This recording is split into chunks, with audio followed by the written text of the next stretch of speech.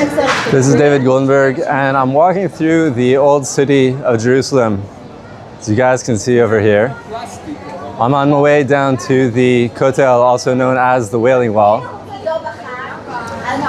And for those of you who don't know, the Wailing Wall is the western supporting wall of the Temple Mount, so called for the temples which stood there. First, the Temple of King Solomon, and later the second temple built by the Jews returning from captivity in Babylonia, as Psalm 137 recounts.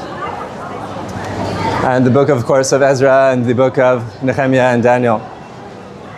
So you can see over here, the city is no longer destroyed like the Romans thought they had achieved once and for all.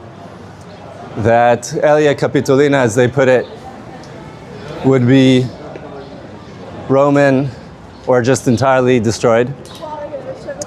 Rather, you can see we have soldiers, we have our own independence back, and even on the Mount of Olives over there, the Jewish people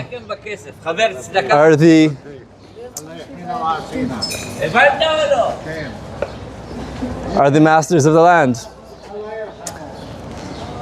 Why does that matter? Because before the 6 Day War, the Jordanians had conquered the old city in the Independence War in 48, and they did that wonderful thing which Arabs are wont to do when they come into possession of Jewish property, which is to say, destroy it entirely.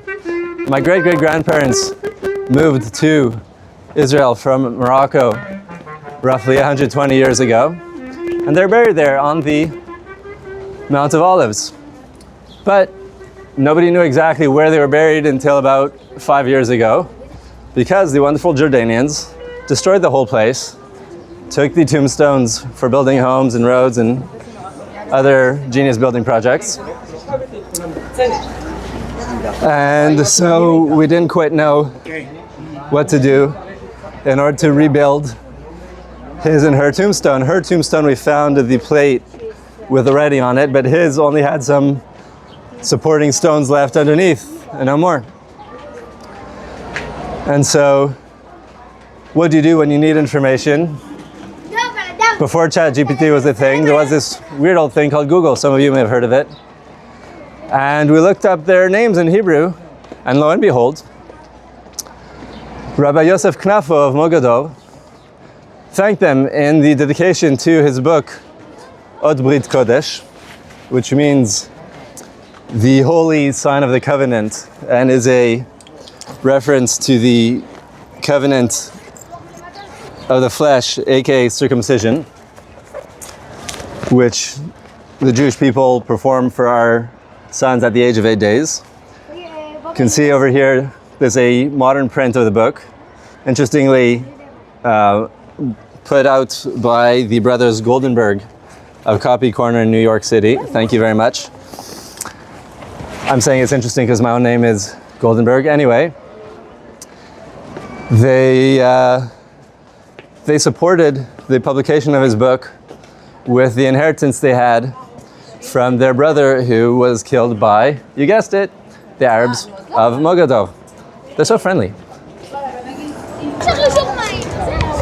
So we're at the Kotel Plaza now, and you can see that the Romans' plans didn't quite work out the way they'd have wished. The place, thank God, is busy. It gets packed, literally standing room only on holidays and special events. And very importantly, above us is the flag of the State of Israel. This is our land, and we return to it, and we're going to continue to return to it just the way that God promised us in the Torah, in the prophets, in the writings. And all the people, whether it's at the UN or at the PA or in a million different so-called human rights organizations, who care for anything but human rights won't be able to stop it. All the king's horses and all the king's men can't imagine such a thing as Palestine again. It was a lie to begin with, and now the lie's finished.